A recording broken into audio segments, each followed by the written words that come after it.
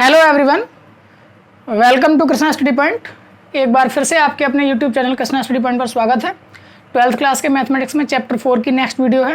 Last videos में हमने determinant सार्डिक पर आधारित कुछ क्वेश्चंस किए थे और उसमें 3x3 से लेकर के 4x4 तक के क्वेश्चंस और कुछ ट्रिक्स वाले क्वेश्चंस और कुछ ऐसे क्वेश्चंस जिनके रिजल्ट्स पर शॉर्टकट मेथड से कई बार कॉम्पिटिशन्स में क्वेश्चन पूछे जाते हैं, ऐसे क्वेश्चंस को भी किया था। साथ ही साथ में हमने कोफैक्टर और माइनर के बारे में भी डिस्कशन किया था और इसके बाद अब हम कोफैक्टर से आगे की चीज़ों को सीखेंगे। आज हम सीखेंगे एडजॉइंट ए और उसके बाद इनवर्स ऑफ मैट्रिक्स या इनवर्स ऑफ डिटरमिनेंट निकालना सीखेंगे। ओके, सबसे पहले तो एडजॉइंट जान लीजिए। एडजॉइंट ऑफ मैट्रिक्स, एडजॉइंट है क्या? सहखंडज कहते हैं, सहखंडज।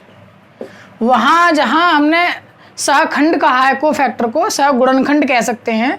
ये क्या है? उन्हीं का एक क्या है? पोर्शन है, एक पूरा का पूरा सेट है सहखंडज। ठीक है, ध्यान दीजिएगा क्या कहने जा रहा हूँ। इसको हम एक से अक्सर करके ऐसे डिनोट किया करेंगे, एडजॉइंट ए। ठीक है, एडीजे लिख दिया करेंगे, पूरा ना लिख करके उसको एडीजे। तो adjoint of A equals to क्या होगा कि जो कोफैक्टर्स आएंगे सी, जिनको मैंने सी आई जे कह दिया है।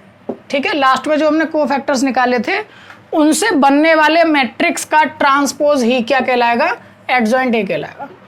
ठीक है, एडजॉइंट ए कहलाएगा। सपोज कीजिए कि मेरे पास C11, C12, C21, C22 इस तरह से 4 वैल्यूज़ आ गई हैं। इन चारों वैल्यूज़ से लेकर के मैं क्या बनाऊंगा? फिर एक कोफैक्टर से बनने वाला मैट्रिक्स C बनाऊंगा। C कैसे बनेगा? ये बनेगा C11, C12, C21, C22, 2x2 का एक कोफैक्टर से बनने वाला मैट्रिक्स बन गया।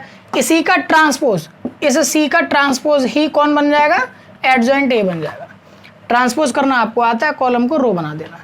ओके, चलते हैं कुछ एग्जाम्पल की तरफ, वहाँ से इन सारी चीज़ों को सीखते हैं। एक एग्जाम्पल ले रहा हूँ मैं आपके पास स्क्रीन पर और कोशिश करता हूँ कि आपका एक क्वेश्चन ही ले लूँ जिससे कि आपका क्वेश्चन हो जाए। 2, 1, 5, 6 ए इक्वल्स टू दे रखा है और क्वेश्चन में आपसे कहा गया है कि adjoint A comma A inverse दोनों फाइंड कीजिए। ठीक है, तो मैं ए इनवर्स के बारे में भी कुछ बातें बताने जा रहा हूँ और एडजॉइंट ए तो हम फाइंड करेंगे ही, और साथ ही साथ में कुछ एक चीज़ ऐसी भी बताऊंगा जिस पर क्वेश्चन किस तरह से पूछे जाते हैं। वो पहले एक क्वेश्चन को देख लेते हैं। अगर मैं आपसे कहूँ कि इसकी सार्डिक ए की वैल्यू बात कीजिए, निकालिए, तो इसका मतलब सार्डिक ए 2, 1, 5, 6 ऐसे निकलेगा। और इसको सॉल्व करना कैसे सिखाया गया है? तो 6 2 जा 2 × 6 - 1 × 5 यानी कि 12 - के 5 7 आ गया, जो कि 0 के बराबर नहीं है। ठीक है, इसका मतलब क्या हुआ?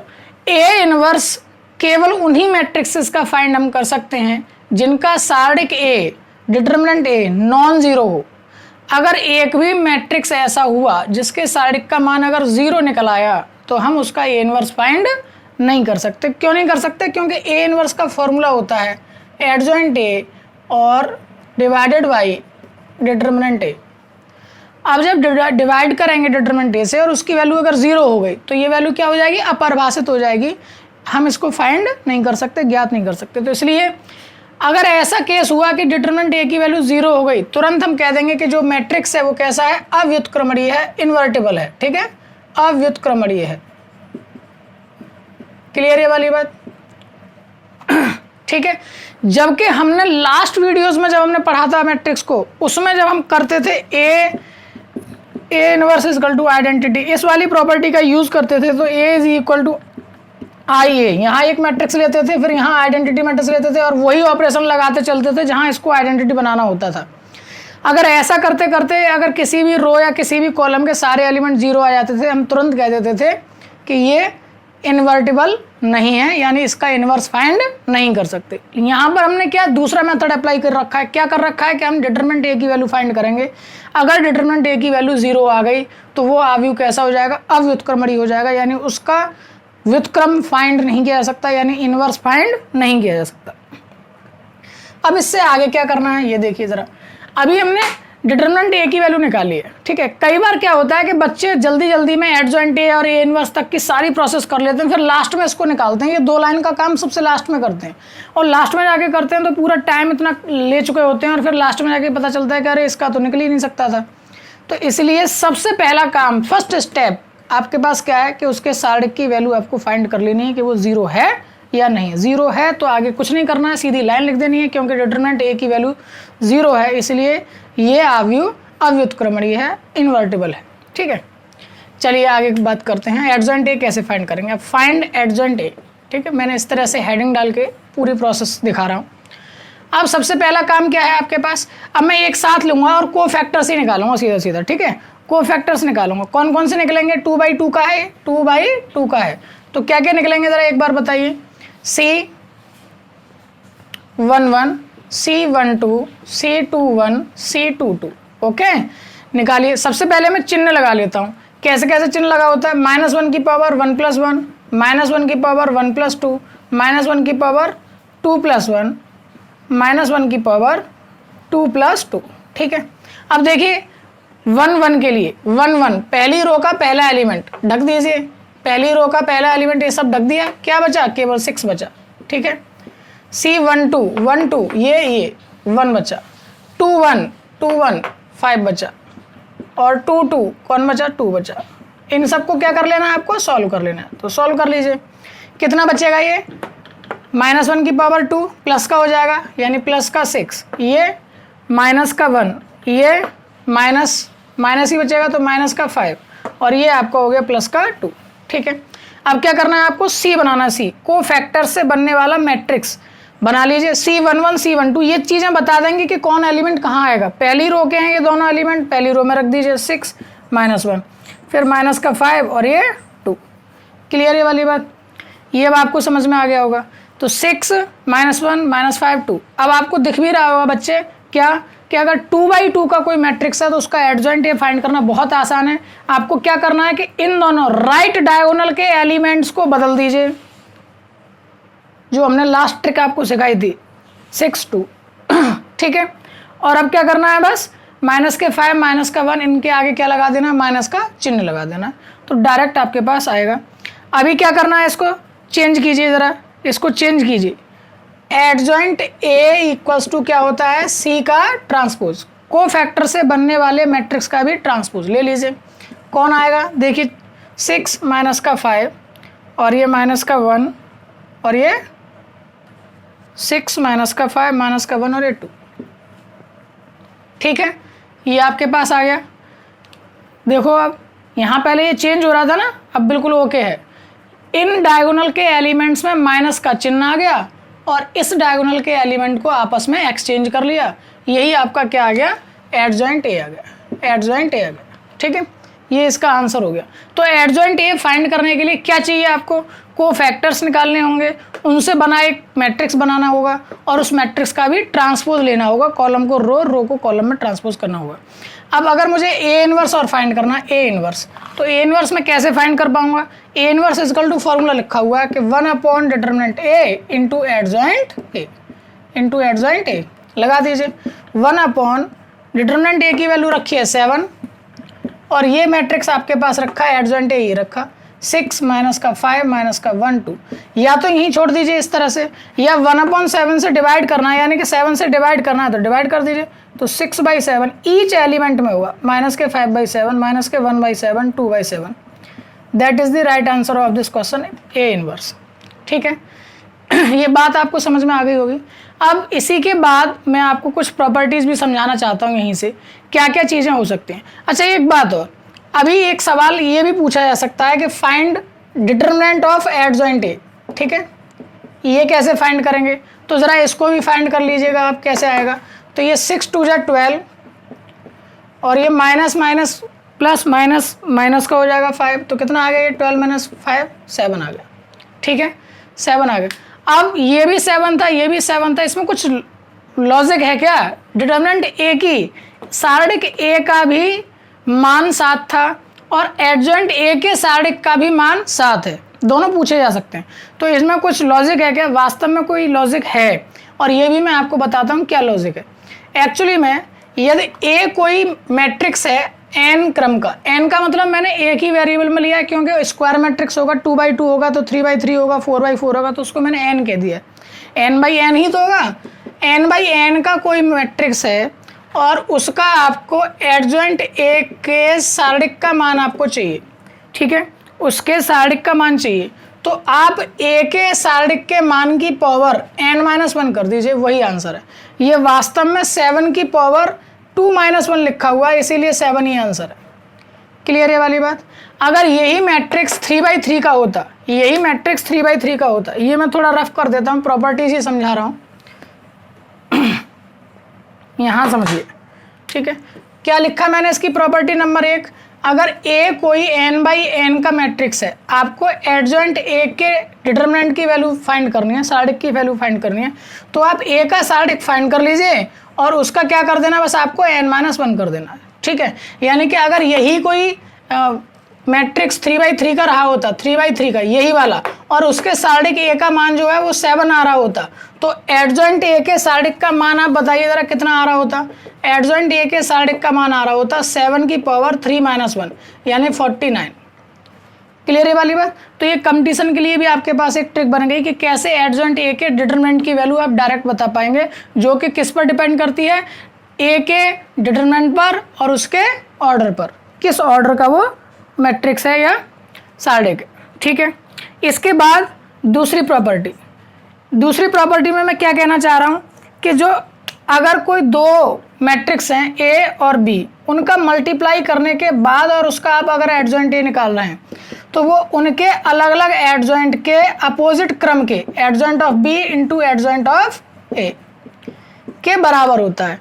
यही चीज़ A इनवर्स फाइंड करने में भी थी, आपको हमने एक बार पहले भी पढ़ाया था।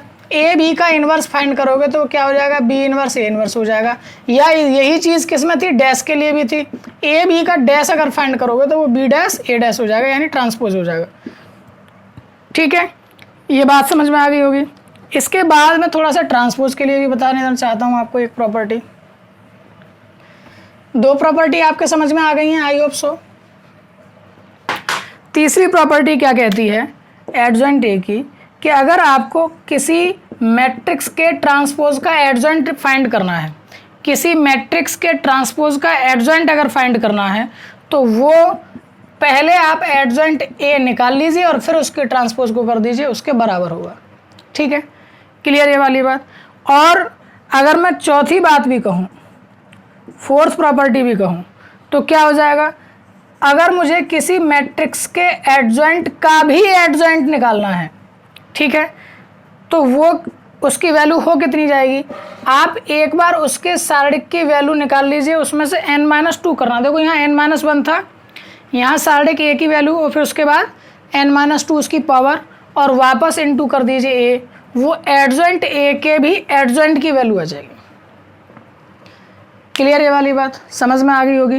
तो ये चार प्रॉपर्टीज़ मैंने आपको बता दी हैं, इन पर कुछ क्वेश्चंस भी हम आपको कराएंगे। उससे पहले बढ़ते हैं आगे, एक 3/3 का एक और मैट्रिक्स लेते हैं और उसका A इनवर्स फाइंड करते हैं, ठीक है।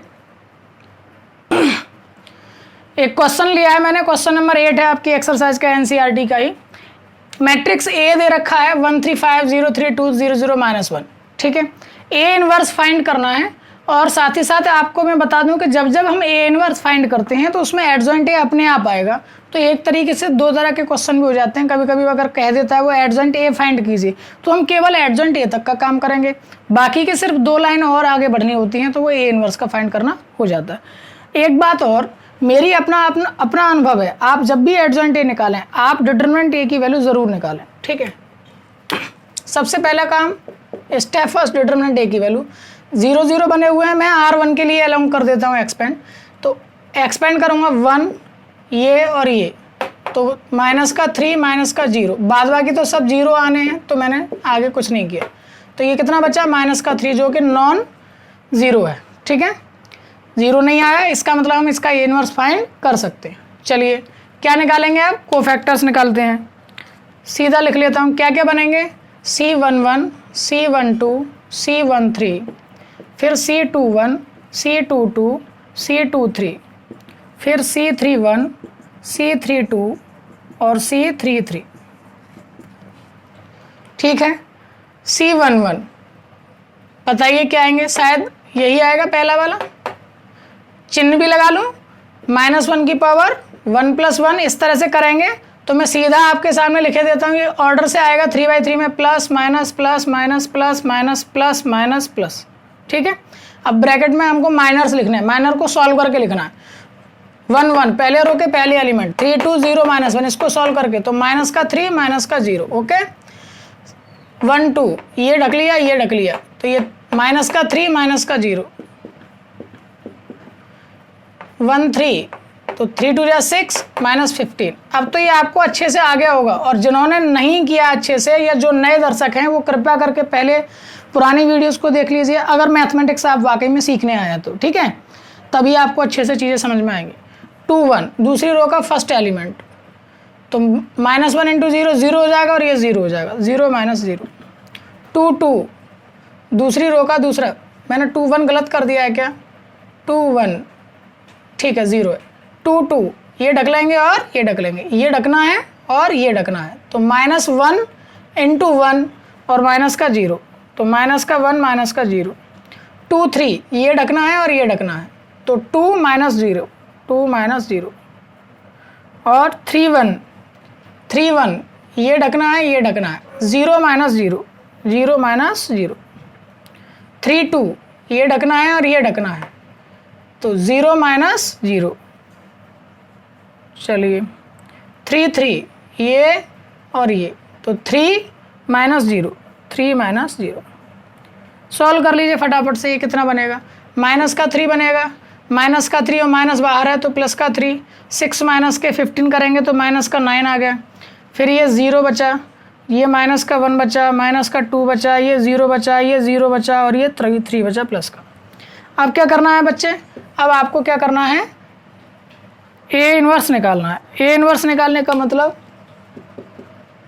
एडजॉइंट ए निकालने का मतलब, एडजॉइंट ए का मतलब सी का ट्रांसपोज, ठीक है। तो उससे पहले सी निकाल लेते हैं। सी मैंने लिखा नहीं कहीं, चलिए सी लिख लेता हूँ।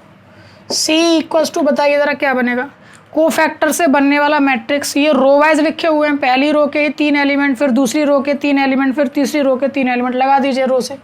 तो माइनस का 3 और माइनस के 9, ठीक है, माइनस का 3 और माइनस के 9। अब कौन जाएंगे, 0 -1 -2, तो 0 -1 माइनस का 2। संख्या के नीचे संख्या को लिखेंगे तो आप अच्छे से सवाल कर पाएंगे, जैसे ही कहीं कुछ गड़बड़ हो जाएगा सवाल आपका पूरा गड़बड़ हो जाएगा। अच्छा एक बात और, मेरा अनुभव मान लीजिएगा, अगर कोई सवाल का आंसर आपका गलत आ रहा है तो आप उसको चेक मत करने बैठना, इस क्वेश्चन को, इन क्वेश्चंस को अगर आप चेक करने बैठ जाएंगे तो आपका टाइम वेस्ट हो जाएगा और आपको गलती मिलेगी नहीं ढूंढने से, क्योंकि बहुत छोटा सूक्ष्म स्तर पर सवाल चल रहा है, ठीक है। आप फिर से करने बैठ जाइएगा सवाल को, तो उससे जल्दी आप सही कर लेंगे, ओके। सी का डैश और वही क्या होता है, एडजॉइंट ए होता है, सी का डैश वही एडजॉइंट होता है, निकाल लीजिए।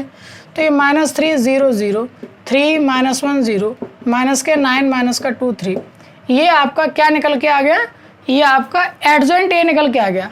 हमको क्या निकालना था, ए इनवर्स फाइंड करना था, तो ए इनवर्स इक्वल टू क्या है, 1 determinant A into adjoint A. तो 1 माइनस का 3 और माइनस का 3 0 0, 3 -1 0, माइनस के 9 माइनस का 2 3 से डिवाइड कर देते हैं क्योंकि काफ़ी सारी 3 हैं, -3 से सीधा डिवाइड कर दीजिए, तो ए इनवर्स की वैल्यू आएगी, -3 से इसको डिवाइड करेंगे तो ये 1, ये 0, ये 0, ये माइनस का 1 बनेगा और ये 1/3 हो जाएगा, ये 0, यहाँ 3 से डिवाइड करेंगे, माइनस से माइनस 3 3 या 9, ये माइनस से माइनस कट गया 2/3 और ये फिर से माइनस का 1। That is the right answer of this question. यही ए इनवर्स की वैल्यू है एक 3/3 के मैट्रिक्स की, ठीक है।